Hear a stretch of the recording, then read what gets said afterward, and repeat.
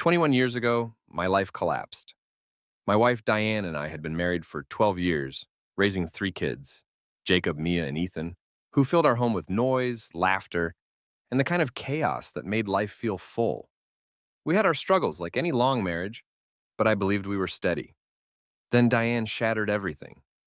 She told me she was in love with her boss, Paul, and was leaving us for him.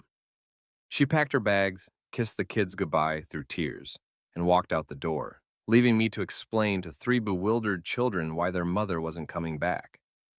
I was stunned, betrayed, and left to keep our family from falling apart. Those early years were brutal. Jacob was 10, Mia 7, Ethan only 4. I was working as a carpenter, putting in long hours to keep bills paid while still handling school drop-offs, scraped knees, and bedtime stories. My sister helped with childcare when she could, but the emotional weight sat squarely on my shoulders. Diane sent postcards at first, but eventually even those stopped. Word got around that she and Paul had moved to California, living some glamorous life while I struggled to stay afloat. The kids slowly stopped asking about her, replacing their confusion with a quiet, steady resentment. I focused on giving them stability.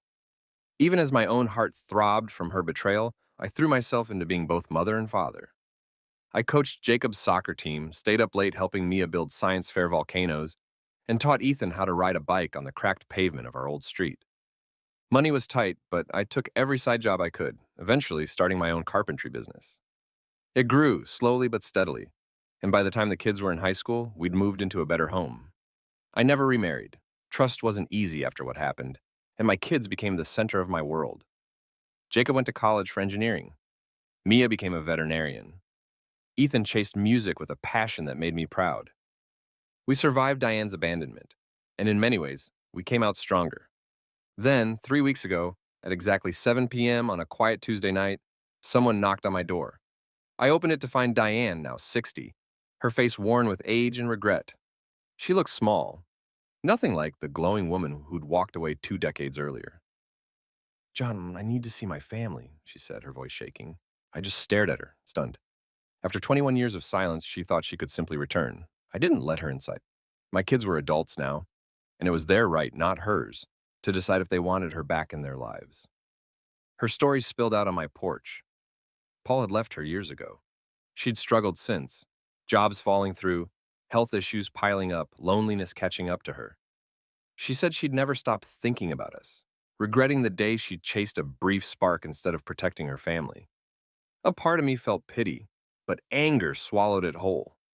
She had blown up our family, left me alone to raise three kids, and now she wanted what? Forgiveness, a warm welcome, a second chance?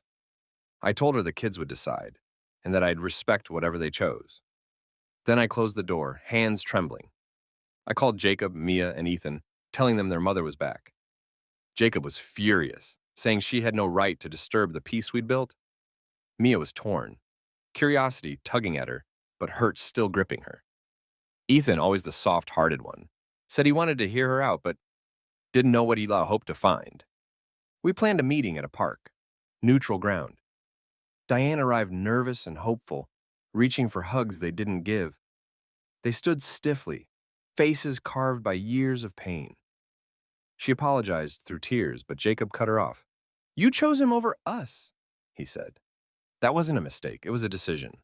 They unloaded years of unspoken hurt.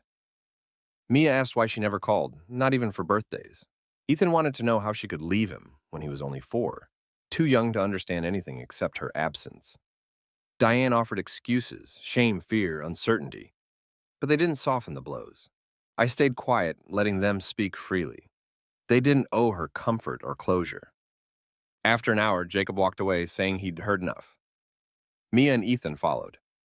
Diane begged for another chance, but they told her to write if she wanted contact. They weren't ready for forgiveness. Back home, I finally spoke my own truth.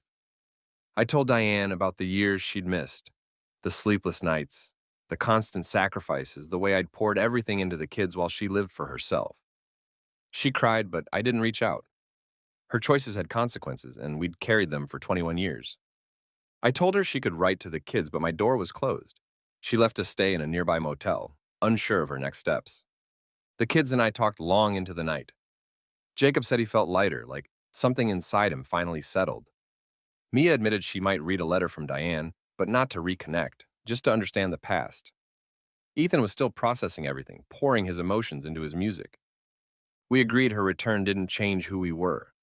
We were a family built through resilience, love, and years of sacrifice, not her late in life regret. My business was thriving. The kids were growing into lives of their own.